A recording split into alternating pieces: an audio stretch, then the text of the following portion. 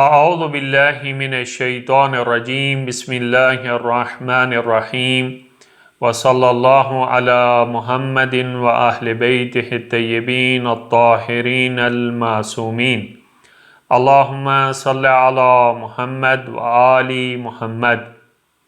ہماری بحث جو ہے وہ طہارت اور نجاست کے چیپٹر میں چل رہی ہے۔ آج جس ٹاپک پہ ہم گفتگو کریں گے وہ ہے وضو۔ سب سے پہلا سوال یہ ہے کہ وضو کیا ہے، وضو کس چیز کا نام ہے، اور وضو کا انتہائی مختصر طریقہ کیا ہے؟ تو اس کا جواب یہ ہے کہ وضو نام ہے چہرے کا دھونا، دونوں ہاتھوں کا کونیوں سے لے کر انگلیوں کے سروں تک دھونا، اور سر کے اگلے حصے کا مسح کرنا، اور دونوں پاؤں کے ظہری حصے کا مسح کرنا، اس عمل کو وضو کہا جاتا ہے۔ اس سے زیادہ وضو میں کوئی چیز واجب نہیں ہے۔ دو اعضاء کا دھونا یعنی چہرے کا دھونا اور دونوں ہاتھوں کا دھونا، اور سر اور دونوں پاؤں کا مسح کرنا، اس چیز کو، اس عمل کو وضو کہا جاتا ہے۔ ابھی دوسرا سوال یہ ہے، کیا وضو بذات خود واجب ہے؟ کیا وضو کرنا واجب ہے، بذات خود واجب ہے؟ تو اس کا جواب یہ ہے کہ اس بات میں کوئی شک نہیں ہے، کوئی ریب نہیں ہے کہ وضو بذات خود واجب نہیں ہے، بلکہ کچھ واجبات کا صحیح ہونا اور واجبات کی ادائیگی وضو پر موقوف ہے، تو لہذا اس وجہ سے وضو واجب ہوتا ہے۔ اس کو ہم فقہ کی اصطلاح میں واجب غیری کہتے ہیں، یعنی جو بذات خود تو واجب نہیں ہے، فی نفس ہی واجب تو نہیں ہے، لیکن کسی اور واجب کے صحیح ہونے یا کسی اور واجب کے ادا ہونے میں وضو شرط ہے، لہذا اس وجہ سے وضو واجب ہے۔ فار ایگزامپل، نماز جو کہ واجب ہے، نماز کے صحیح ہونے میں اور اس واجب کی ادائیگی میں وضو پر موقوف ہے، تو لہذا اس وجہ سے وضو جو ہے وہ واجب ہو گیا ہے۔ یا طواف کے صحیح ہونے میں اور واجب طواف کی ادائیگی میں وضو شرط ہے، لہذا اس وجہ سے وضو واجب ہے۔ تو اس کو ہم فقہ کی اصطلاح میں کہتے ہیں ما وجب لغیرہ، یعنی بذات خود تو واجب نہیں ہے لیکن کسی اور واجب کی وجہ سے واجب ہو گیا ہے، تو وضو بذات خود واجب نہیں ہے، ہاں کسی اور واجب کی ادائیگی کی وجہ سے واجب ہوتا ہے، جس کو ہم فقہ کی اصطلاح میں واجب غیری کہتے ہیں۔ یہاں تک تو بات ٹھیک ہے کہ وضو جو ہے وہ بذات خود تو واجب نہیں ہے، لیکن تیسرا سوال ہمارا یہ ہے کہ کیا وضو بذات خود مستحب بھی نہیں ہے یا مستحب ہے؟ تو یہاں پر فقہا کے درمیان ڈیبیٹ ہے، بحث ہے۔ بعض فقہا قائل ہیں کہ وضو بذات خود مستحب ہے، یعنی اللہ تعالی کے نزدیک محبوب عمل ہے، اور کچھ فقہا قائل ہیں کہ نہیں، وضو بذات خود تو مستحب نہیں ہے، لیکن کیونکہ طہارت کے حصول کا سبب بنتا ہے تو لہذا اس وجہ سے مستحب غیری ہے۔ اس کو اب ہم تفصیل کے ساتھ بیان کرتے ہیں۔ پہلا جو نظریہ ہے کہ جس میں السید محمد کاظم الیزدی قدس اللہ روح الزکیہ، جن کی کتاب ہے العروۃ الوثقی، سید محمد کاظم یزدی بہت بڑی مرجع گزرے ہیں شیعت کی تاریخ میں، اور ان کی کتاب ہے العروۃ الوثقی، یہی ان کی توضیح المسائل تھی، اور آج کل اسی کتاب پر زیادہ تر فقہ کے بحث خارج ہو رہے ہیں، یعنی جس کو ہم اوپن ڈیبیٹ کہتے ہیں فقہ کی، وہ اسی متن پر ہوتی ہے۔ اور استاد الفقہا السید الخوئی قدس اللہ روح الزکیہ، یہ دونوں سید قائل ہیں، یہ دونوں شخصیات قائل ہیں کہ وضو بذات خود مستحب ہے، یعنی چہرے کا دھونا، دونوں ہاتھوں کا دھونا، مسح کرنا، یہ عمل بذات خود فی نفس ہی مستحب ہے، یعنی یہ عمل اللہ تعالیٰ کے ہاں محبوب ہے فی نفس ہی، یہ عمل اللہ تعالیٰ کے ہاں مطلوب ہے فی نفس ہی۔ یہ دونوں شخصیات اس نظریے کے قائل ہیں، یعنی وضو بذات خود مستحب ہے۔ اس کے مقابلے میں جو دوسرا نظریہ ہے، المرجع الاعلی آیت اللہ العظمی آقا سستانی حافظ اللہ قائل ہیں کہ وضو بذات خود مستحب نہیں ہے، یعنی یہ چہرے کا دھونا، دونوں ہاتھوں کا دھونا، یہ مسح کرنا، یہ عمل بذات خود مستحب نہیں ہے، لیکن کیونکہ یہ عمل طہارت کے حصول کا سبب بنتا ہے، یعنی یہ عمل انجام دینے کے بعد،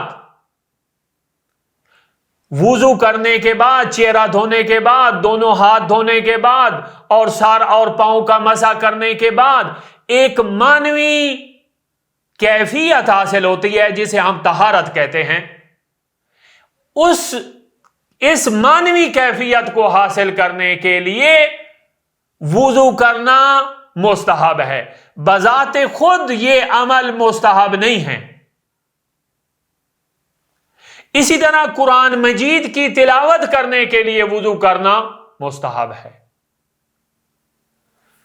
تو یہ نظریہ ہے المرجع الاعلی آیت اللہ العظمی آقا سستانی حافظ اللہ کا۔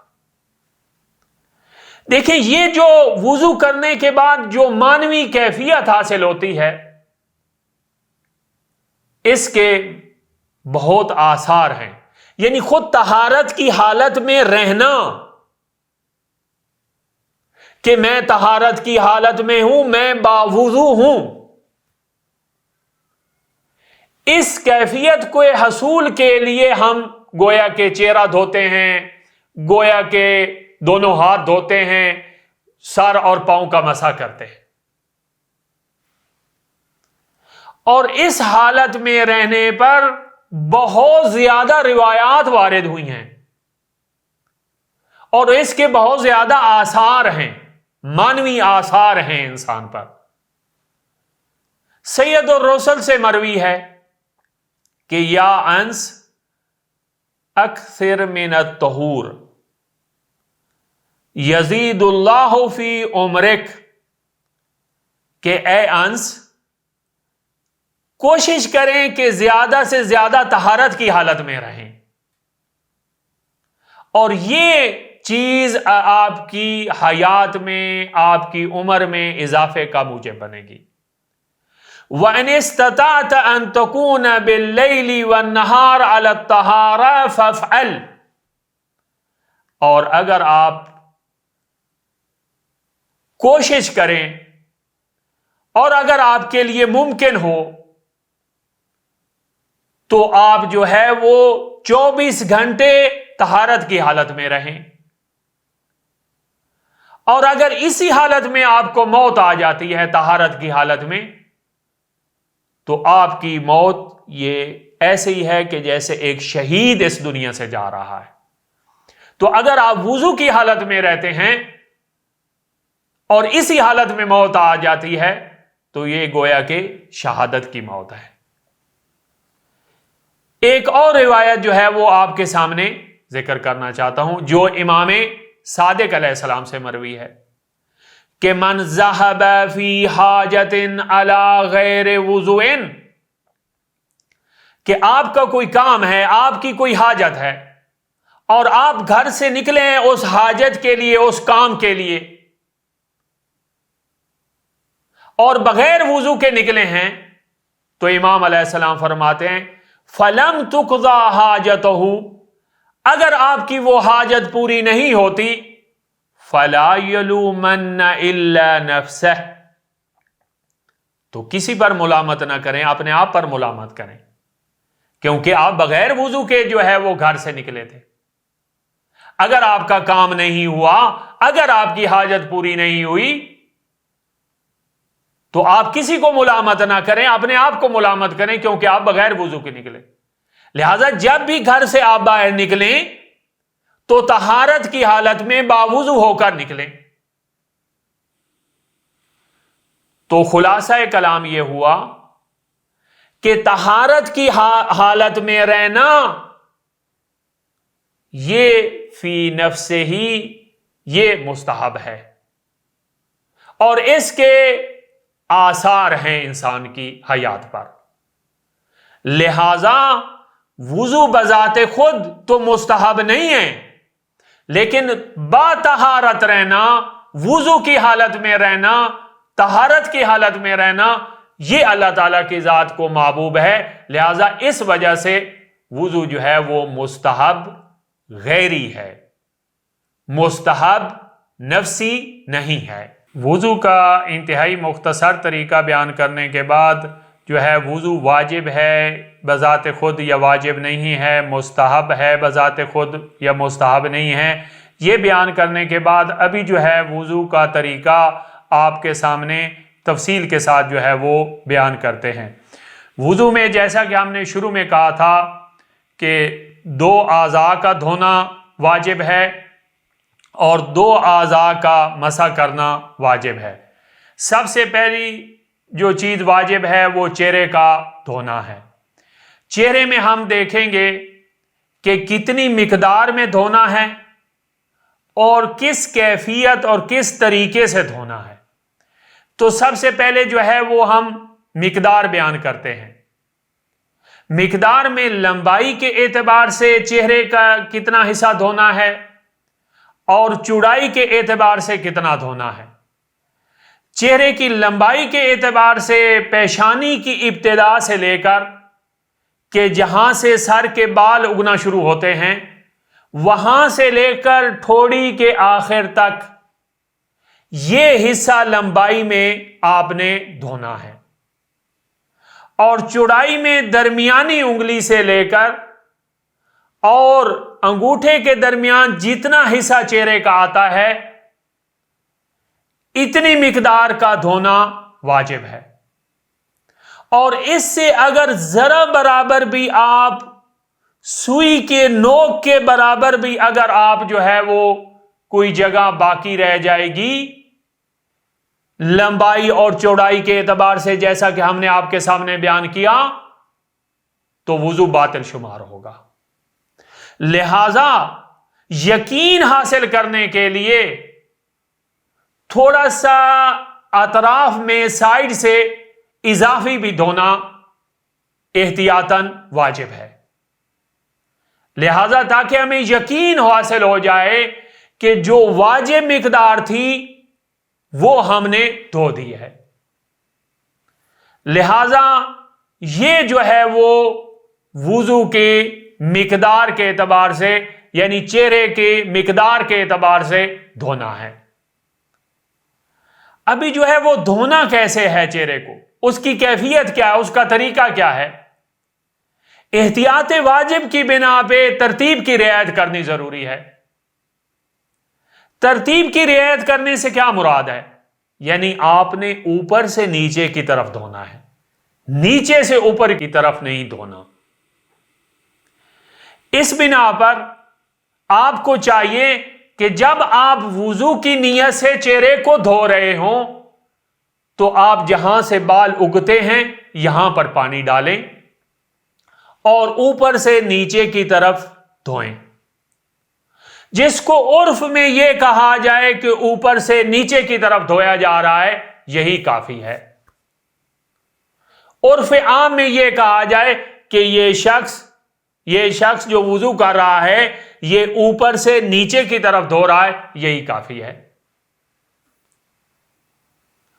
लेकिन अगर जो है वो आप पानी जब डालने लगते हैं तो आप पेशानी के ऊपर नहीं पानी डालते, बल्कि आप आबरू की जगह पर पानी डालते हैं और फिर आप इस पानी को ऊपर ले जाने की कोशिश करते हैं पेशानी को धोने के लिए, तो यह कहा जाएगा उर्फ में कि आप नीचे से ऊपर की तरह धो रहे हैं। तो यह ज्यादातर गलती देखने में आई है कि ज्यादातर लोग जो है वो पहले पानी जब डालते हैं तो वो ऊपर पेशानी वाली जगह पे जहां से बाल उगते हैं वहां पर नहीं डालते, यहां आबरूओं पर पानी डालेंगे और यहां से पानी नीचे से ऊपर ले जाएंगे। तो यहां जब नीचे से ऊपर की तरफ ले जाएंगे तो यह कहा जाएगा कि आप नीचे से ऊपर की तरफ धो रहे हैं, ऊपर से नीचे की तरफ नहीं धो रहे। तो लिहाजा इस सूरत में जो है वो एहतियात की बिना पे, एहतियात वाजिब की बिना पे आपका वुजू बातिल शुमार होगा।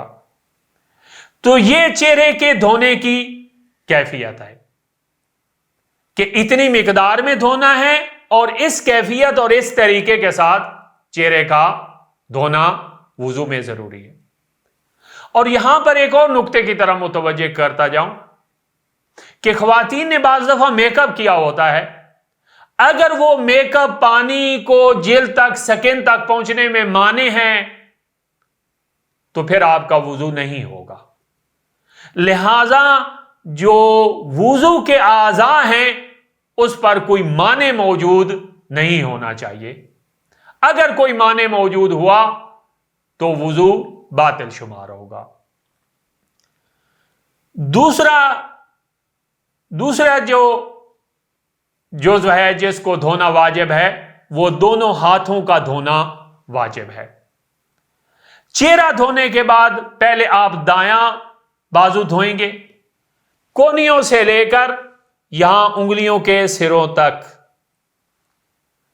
फिर जो है वो आप बायां बाजू धोएंगे और यहां पर जो है वो तरतीब की रियायत करनी यहां पर भी जरूरी है, यानी आपने ऊपर से नीचे की तरफ धोना है, नीचे से ऊपर की तरफ नहीं धोना। और यहां पर भी ऊपर से नीचे की तरफ धोने से क्या मुराद है, यानी उर्फ आम में यह कहा जाए कि आप ऊपर से नीचे की तरफ धो रहे हैं, नीचे से ऊपर की तरफ नहीं धो रहे। यहां पर जो है वो अमूमन जो गलती की जाती है दोनों हाथों के धोने में, दायां हाथ और बायां हाथ के धोने में, जब हम वुजू शुरू करने लगते हैं तो शुरू में हम जो है यहां तक हाथ धोते हैं,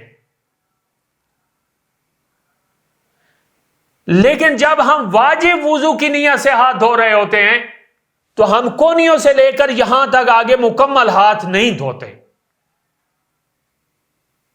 क्योंकि हाथ पहले से जब हम वुजू शुरू करने लगे थे तो यहां तक कलाई तक हमने हाथ धोए थे, उसी पर बाज मोमिनीन इक्तिफा करते हैं।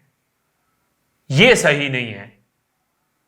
लिहाजा जब आप वाजिब की नियत से धो रहे होंगे, वुजू की नियत से धो रहे होंगे, तो कोनियों से लेकर उंगलियों के सिरों तक आपने कोई जगह नहीं खुश्क बाकी नहीं रहनी चाहिए, आपको धोनी होगी।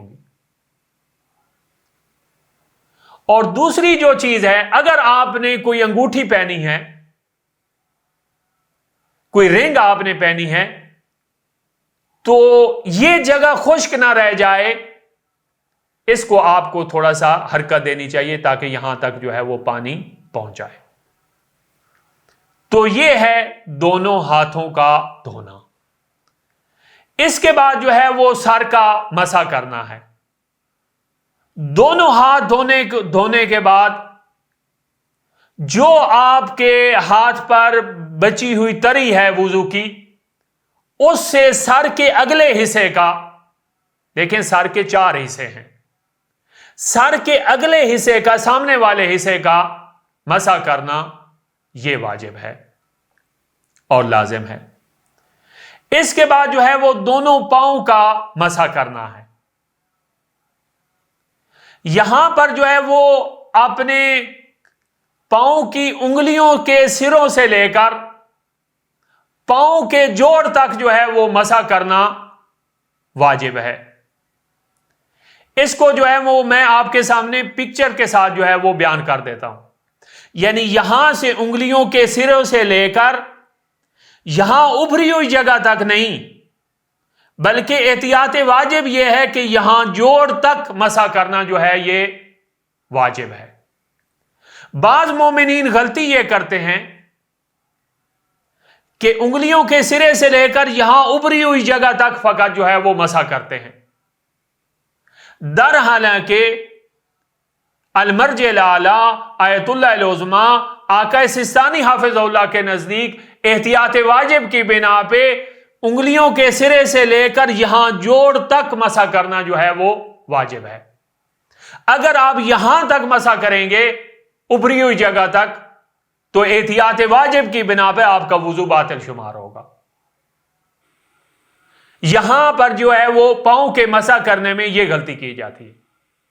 ہاں یہ صحیح ہے کہ آپ پہلے دائیں پاؤں کا مسح کریں دائیں ہاتھ کے ساتھ، پھر بائیں پاؤں کا مسح کریں، اور دونوں کو اکٹھا بھی آپ مسح کر سکتے ہیں. یعنی ایک ہی ٹائم پہ آپ دائیں ہاتھ کے ذریعے دائیں پاؤں کا مسح کر رہے ہیں اور بائیں ہاتھ کے ساتھ بائیں پاؤں کا مسح کر رہے ہیں. یہ وضو کے واجبات ہیں. چہرے کا دھونا، دونوں ہاتھوں کا دھونا، سر کے اگلے حصے کا مسح کرنا اور دونوں پاؤں کے ظاہری حصے کا مسح کرنا، یہی وضو ہے واجب. اور یہ اگر صحیح ہے تو اس صورت میں جو ہے وہ آپ کی نماز اور طواف اور باقی واجبات صحیح ہوں گے. والحمدللہ رب العالمین. اللہم صلی علی محمد و آل محمد.